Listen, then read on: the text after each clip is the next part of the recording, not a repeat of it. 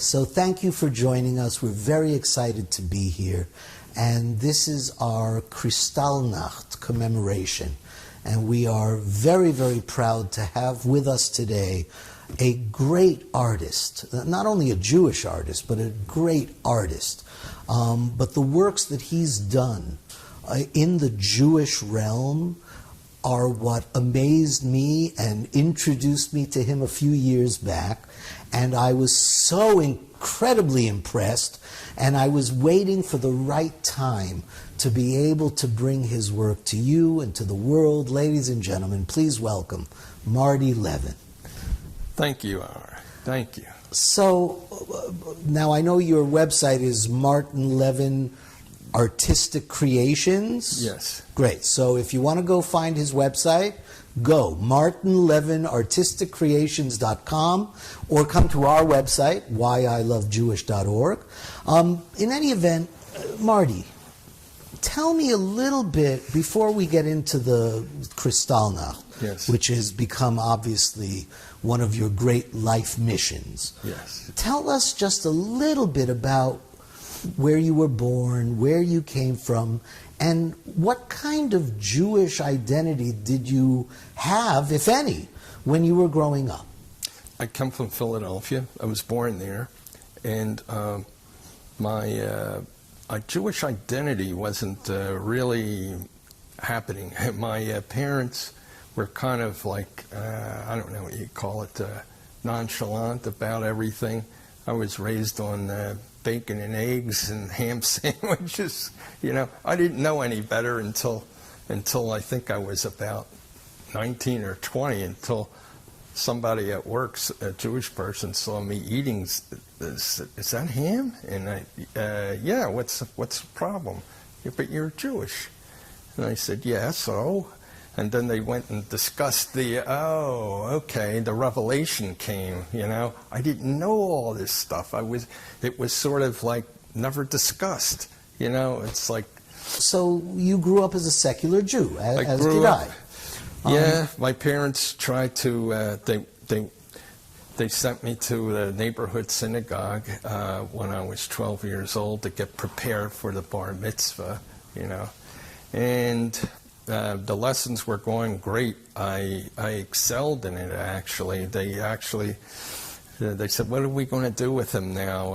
Let's see, we'll put him on a first grade primer, you know, one of the early kiddie books or something. So I was reading out of that, you know, and everything was going nice until we got a letter that said, by the way, the cost of your tutor and your the bar mitzvah is the cost, you know, it was way over the top, so we couldn't afford it, so I didn't get a bar mitzvah. And that sort of soured me toward Judaism at that point. And that has nothing to do with the ham sandwich, though. Right. Where in your life would you say that you recognized a certain element of Judaism in your life that wanted to express itself, at least artistically, certainly? Well, artistically, I'll get back to that in a minute, but as far as the recognizing the Judaism that so far has been submerged, what made it come out was some acts of anti-Semitism toward me. And so when I, going through school, you get called names or bullied because of what you are. So then it made me feel like I'm going to investigate my own heritage. I don't know anything about it, So that's when I started reading books and books, and I had so many that I eventually gave them away to the library. They were giving me nightmares. They were horrendous, some of the stories in them, So what that stamped my identity was the fact that when you're going to school and you have no friends that are coming to your help or your aid, and you're left by yourself, and you're called all kinds of names, and the teachers they see it, but they don't do anything about it, that's what I still live with that at times. What kind of names? What were the names? Do you mind? I mean, you know, we live in 2021. We don't know, you know, everything is so good nowadays among the races. Jew boy, Jew dog, you know, stuff like that, you know. All right, so this was high school? It was pre-high school. You're talking 7th, 8th, 9th grade. The material that I'm working with, this is basswood. It's soft wood. It's a little stronger than balsa. Sometimes I'll use balsa when I run out or something, but most of the times it's basswood. And some of the cardboard from the matzo boxes, when I want to do some of the trim work that's on there, I will use that because the cardboard's really easy to cut. And you can't tell the difference once you paint over it. It blends right in with the wood. You can't tell the difference whatsoever. So right now I'm putting up a little piece of ornament here, a little capital. Later on I have to put the pediment, the tent-shaped dome on here. I'm not up to that point right now. When did you recognize that you had art in you that needed to be expressed? And then if you wouldn't mind telling us a little bit about that process, because not all your art, you didn't start doing Krystallnacht synagogues. Right. You started doing other things. So what was that process like? When I was younger, I used to construct these plastic models. And I used to make all these battleships and tanks. And when I was 8 or 9 years old, my cousin, his parents bought him a set of King Arthur's castle. And we spent time constructing the walls and putting the knights around the buildings. And that sort of thing always stayed with me. I go to the library, and the first thing I would do is pick up anything I found on castles, manor houses, knights of the realm, whatever, and I would go through it. Even though I read through the book 15 times, I was still they never got new fresh material. There was always the same books, you know. So we'd go over it and over it again. The medieval time period, the architecture and so forth. It's just a fascination that I have. I guess it lingered on. I never got tired of it, you know. And every time I would go out and look around, especially on the holidays, you would see these cute little Christmas villages. And I thought, you know, I could make something. Wait a minute, no, that's not me. I mean, I can make it, but it isn't tying in with my background or culture. So then I thought, we should have something as Jewish people.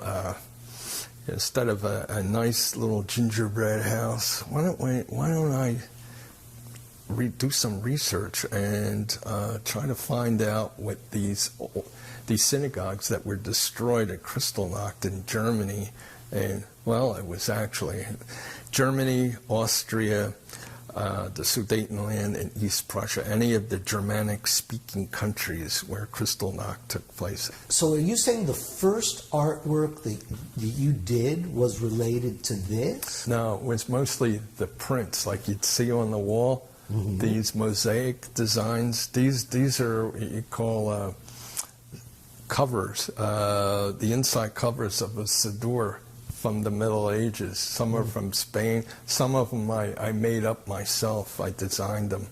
And I was interested in that and the intricacies of all the delicate little details. It was making the prints first. And then I sort of got tired of it, and I thought, you know, I think I'm going to go back to the idea of making buildings. You know, I love architecture, and I'm going to go online, and I'm going to find some synagogues online that were destroyed, no longer around, or if they're around, let me take a look and see if I could produce them, you know, replicate them, right. You know, and that's what got me started. I made the first two, and I stood back and I looked and I said, not bad. It could be improved, but you know, it's my first time out. You're a little rusty with it, you know. And when I want to do the windows, I will take a piece of little white cardboard, paint the design on it, incise a hole in the wood, inset it into the wood, and then I get a piece of transparency, overhead transparency. I cut it up in the pieces, and I lightly glue it in place to give it that reflective look, as if it were glass.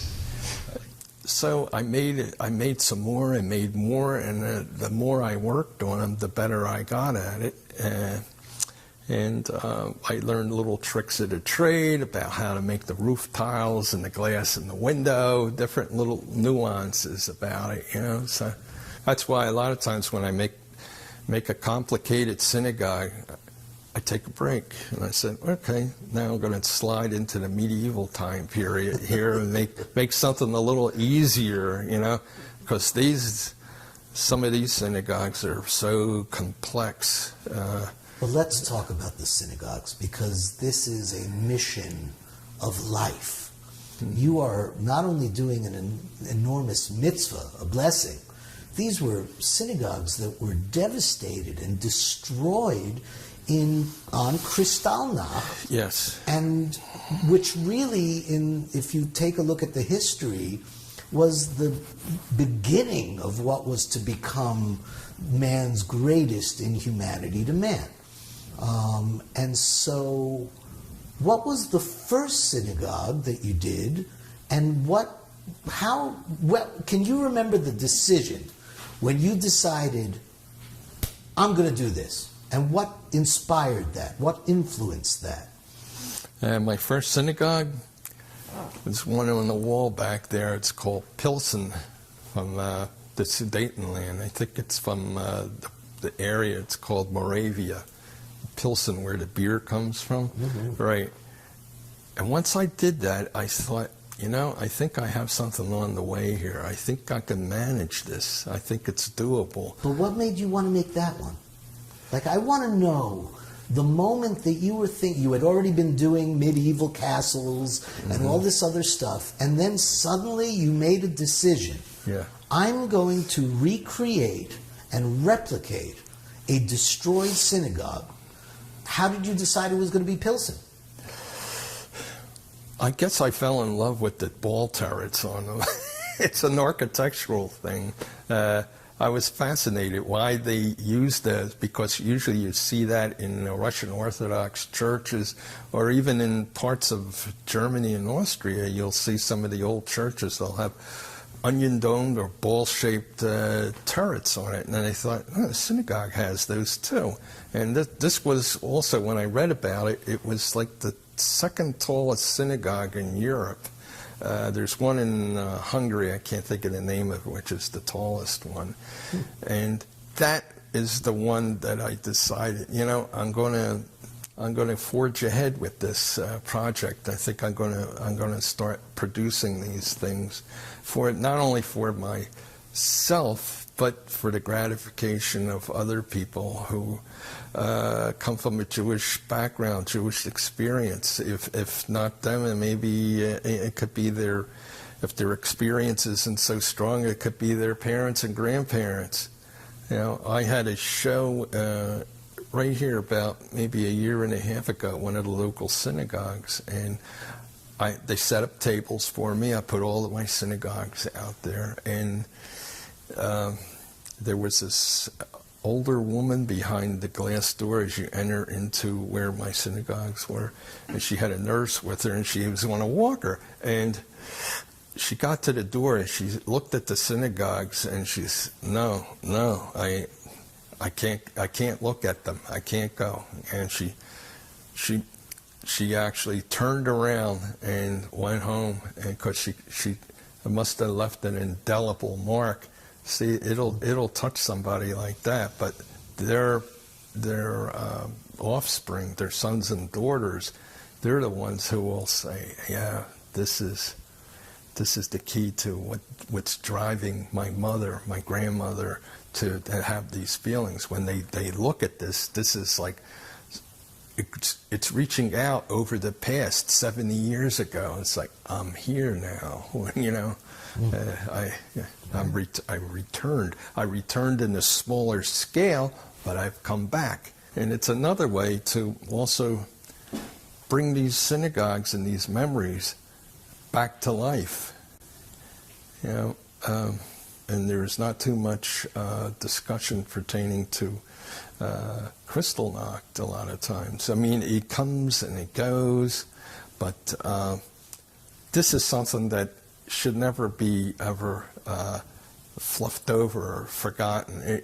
We're in a generation now where a lot of Jewish youngsters, they vaguely know about this sort of thing, but they're either occupied on the playbox or their iPhone or something, and it doesn't it's not in their genre, it's not in their wheelhouse. It's like, it happened 75 years ago. That was my great-grandmother. Right, but what's fascinating, and I'm learning this a lot because I do so much work in this particular field, it takes about 3 generations before there is a renewed interest.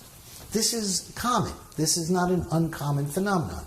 It's called the 3rd generation principle.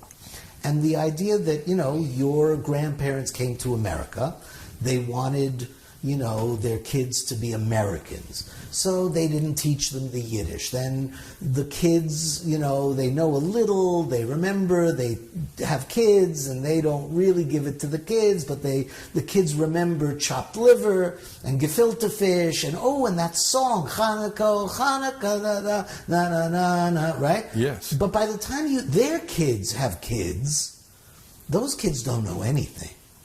And so they want to know what it is about their life, about their culture, about their identity that they don't know. Now we're living in a time where we have to remember what happened 75, 80, 90 years ago so that it doesn't happen again. We are, if Arnold Schwarzenegger can go viral with a video about Krystallnacht and how it influenced his family from the opposite perspective, and how that relates to what's happening in the world today, it makes your work so much more relevant, because we now have to recreate what happened on Krystallnacht. So tell me, how long did it take you to make the first synagogue? Maybe close to a month. Because at that time I was making most of my synagogues like on a flat plane. The idea was to hang them up on the wall like a plaque, so it's sort of one-dimensional, only an inch and a half wide. But as time went on, I got a little faster, but it always depends on the complexity of the building. Some are more intricate than others, so you have to spend more time. It all varies. Now, each synagogue has an entirely unique story. Where it comes from, when it was built, who was there, how many people. How much of the story of each synagogue would you say influences your work on that particular synagogue? Well, when I read about a particular synagogue, that especially like if it has a really dark history, that one that was destroyed in some way, or it lived through the Black Plague time period from the 1300s, it makes me want to investigate it more and more. So I get online and I'll look up all different kind of resources pertaining to that synagogue. I click on Evo, I go to the name of the city where in Germany where it comes from, a couple of Jewish heritage sites, and those, reading about all those, it makes me feel like, I gotta, like a architectural detective, I have to find out more and more and more about the building that I'm working on. And especially, there's one behind me, but it's Erfurt. Erfurt is, I think, the oldest synagogue in Germany. and they discovered, it went undetected by the Nazis, by the way. Nobody knew. It was so old, nobody knew what it was. After there was a pogrom, I think in the 1100s, and the Jews had left, the local people turned it into, it had many lives. It was a bakery, it was a bowling alley, it was this, it was that, you know. So after eons of time, everybody forgot, oh, it used to be a synagogue. So after the war, somebody found an ornament or something in there that had a Jewish letter on it. It had a Hebrew letter. So they got curious, and I think they sent for a team of archaeologists to come in there and start digging around. And they found in the wall, on one of the walls, they found a sack full of gold coins that the people had stored away because they knew there was potential danger, and they cemented it up into the wall. They found one of those communal wedding rings that you see sometimes that look like a little castle turret on it. They found that ring. That ring was used in many different ways because people couldn't afford a ring. It was used for, you know, for the next couple. I think the synagogue held it until there was another wedding, and it was used for that purpose. But yeah, things like that. Not only that, it's like in, I think it was the 1840s, the church that was across from the synagogue held the Torah scrolls for all these centuries, and the Torah scrolls had blood all over them. So the only thing, I'm not a detective, but all I can think of, somebody held those scrolls close to them while they were being stabbed and attacked, and the blood stained the scrolls, and they're still there. It's in this church. It's right across from Erfurt synagogue in Germany.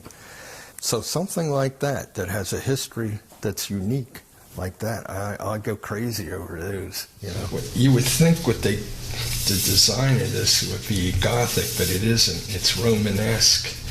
Gothic has pointy arches.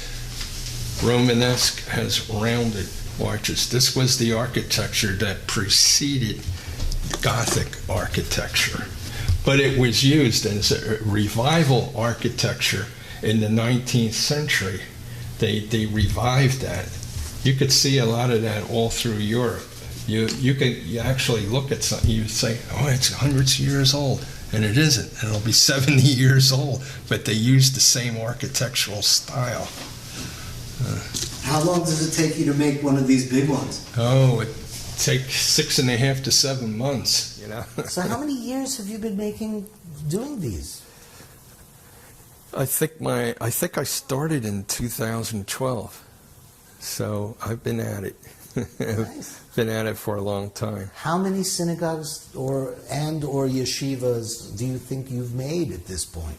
Altogether, I think I've made about 25. And how many synagogues were destroyed on Krystallnacht?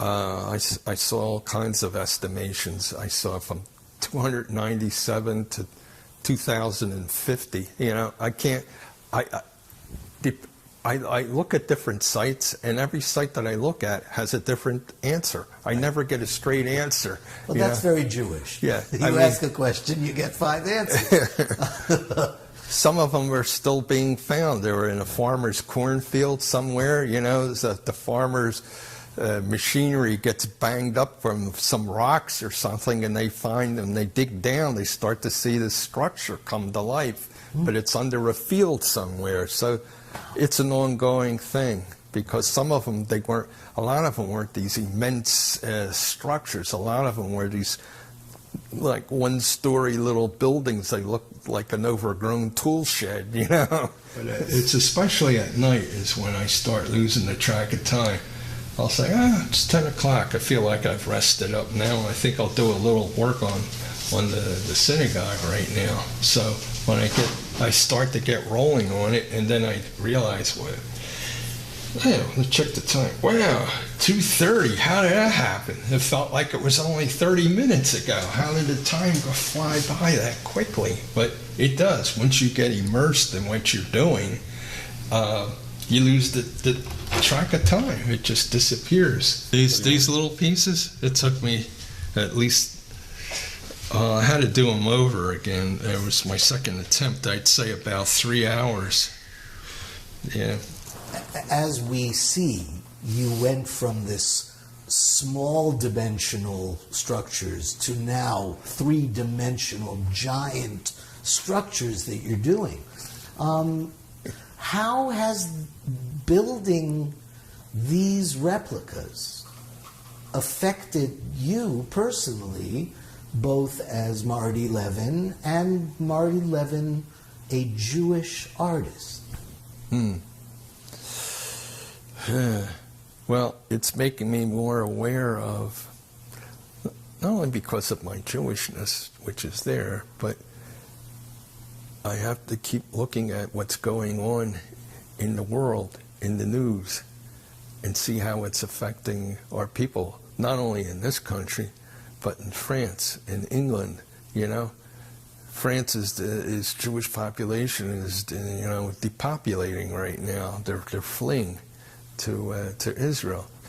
It makes me aware of what's going down in the world. I keep thinking back when I was reading German newspapers will tell me, hey, this was going on in 1850, this was 1875 with this synagogue, that synagogue. The Gentile leaders of this community would come out and shake hands with the rabbi, and the neighbors were so friendly, especially right after a synagogue was built, and the rabbi and the congregation would come down the street, they're holding the Torah scroll, and the mayor would be there, and the police and firemen's band would be playing, and I thought, wow, these people don't sound like monsters. What turned them into monsters, you know? How did they go from this to that, you know? How did Henry Kissinger, a young boy from Dortmund, Germany, who was playing football or soccer after school in the streets with his friends, the next day he was shunned like he was some kind of a plague-ridden rodent or something, a rat, you know, like in Nine Juden, you know. Yeah. And, you know, you can never take it for granted that people's personalities, I guess you call it, or personas, they can flip, you know, if they're taught a lie and it's repeated over and over and over, and they have paperwork and propaganda behind it, you know, the whole population flipped. Don't take it for granted that the country that you live in is safe and sound. Although you like to believe that, things could turn south and turn dark very quickly, like it's happening now in our own country here.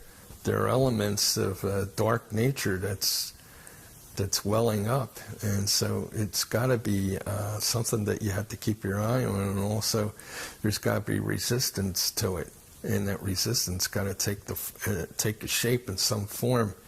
I'm not quite sure, because there's people who have a mental block, and no matter what you tell them, they're gonna reject anything you say, you know. All these different little notches and cutouts I have to do. I use one of these tools to give it, you know, to gouge out the little arches, the facings on here. Wow. Yeah. And all this here is shingle work. Eventually it'll become part of the design. Shingles that go on last on the roof, I usually save that for last.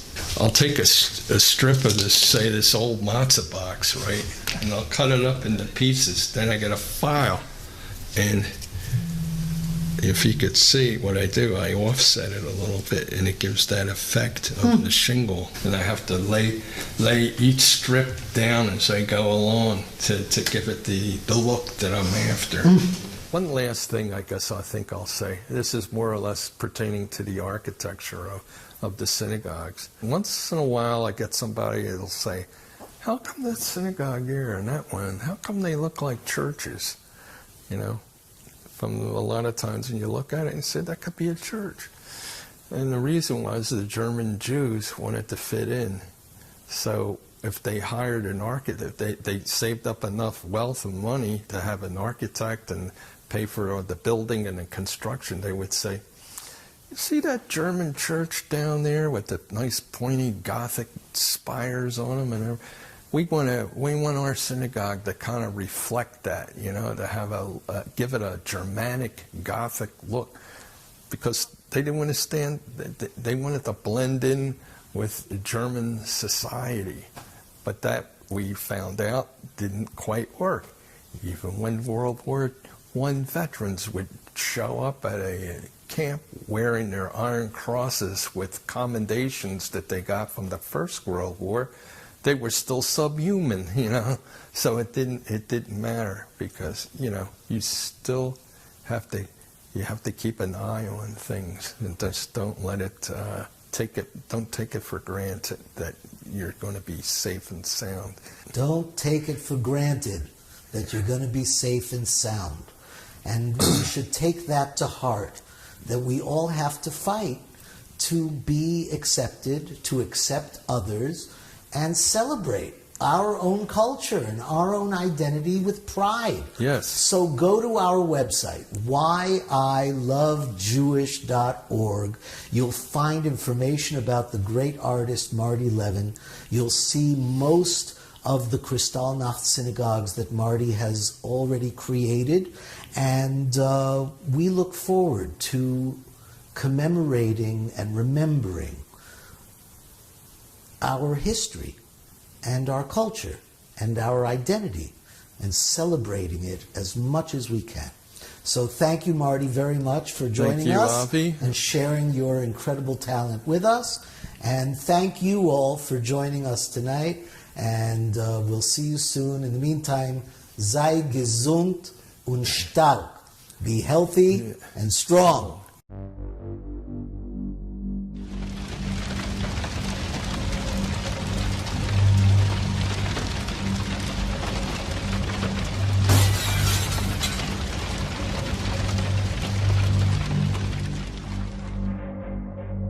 January 30, 1933, Adolf Hitler is named the leader, or Führer, Chancellor of the National Socialist German Workers' Party, the Nazi Party.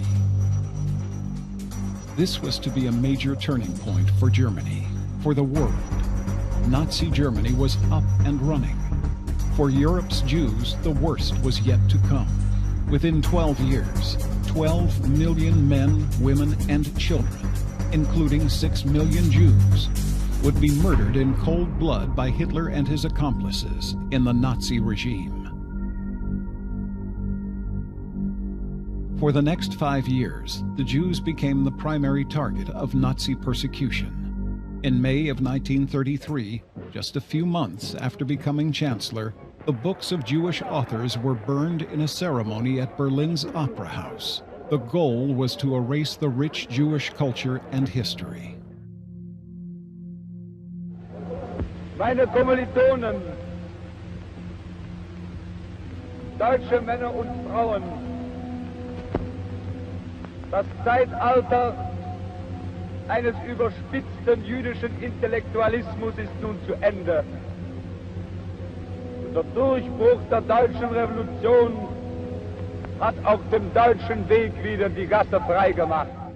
Within 2 years, the Nuremberg laws were passed, decreeing that only Aryans could be full citizens of Germany. German businesses no longer served Jews, and it became illegal for Aryans and Jews to wed. As oppressive as life was, this harassment was mostly non-violent, until the night of November 9, 1938. Known forever as Krystallnacht, spawning the name, the Night of Broken Glass. It started in the late hours and continued into the next day. Hundreds of synagogues across Germany were set on fire or vandalized by Nazi mobs. Thousands of Jewish homes, schools, businesses, hospitals, and cemeteries were damaged or destroyed. As the violence raged, buildings burned to the ground. At least 96 Jews were killed, with hundreds more injured. Nazi officials directed German police and firefighters to save Aryan-owned properties and ignore Jewish-owned buildings. In the aftermath, streets were littered with broken glass from the vandalized buildings. Krystallnacht. According to the U.S. Holocaust Memorial Museum, the Nazis placed the blame for the damage on the shoulders of their own German Jewish community. A fine, the equivalent of $400 million, was imposed, and more than 30,000 Jewish men, considered enemies of the Nazi state, were arrested and sent to concentration camps. By the end of the war in 1945, the memory of the Jews of Europe had nearly been erased, and the destruction that occurred on Krystallnacht almost forgotten. Today, artist Martin Levin has taken on the daunting task of recreating the European synagogues destroyed on Krystallnacht. Bringing them back to life as beautifully detailed models has become Martin's personal mission, a true mitzvah, the goal of which is to remember those who died and the rich life they led to ensure that they shall never be forgotten.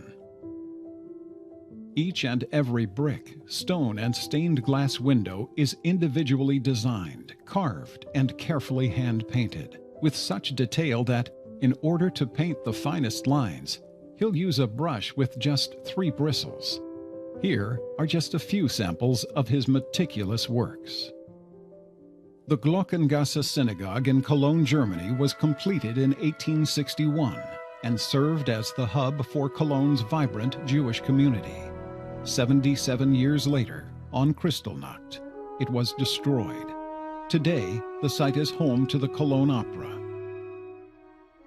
Jews had lived in Poppelsdorf since 1624, but it wasn't until 1852 that the community had grown large enough to build their first synagogue. And in 1902, they erected this new and larger synagogue in the Moorish and neoclassical style. Today, all that remains is a memorial rock on an empty lot where it once stood. On Krystallnacht, in the town of Bleicherode, only 29 Jewish families remained. They watched as their synagogue was destroyed, their cemetery, established in 1728, desecrated, and their businesses vandalized. Today, no Jews remain in the city. The city of Neustadt had a Jewish presence since the 1300s. Built in 1867, this synagogue was the center of Jewish life, until Krystallnacht, when it was terribly vandalized, then doused in gasoline and set aflame. Soon after, a float depicting the burning synagogue was paraded in the town, with actors mockingly depicting Moses and the Jews. Landau had been home to the Jews since the late 1200s. They lived in almost constant persecution over the following centuries. In 1884, this beautiful synagogue was built to serve its growing community. On Krystallnacht, an SS gang wielding axes burned down the synagogue and destroyed Jewish homes. Jewish men were sent to Dachau, while Jewish women and children were sent to Mannheim. Today, there are no Jews living in Landau. Martin Levin's Krystallnacht series and other miniature buildings have been displayed at prominent museums, art galleries, and festivals throughout the United States. To learn more, visit whyilovejewish.org.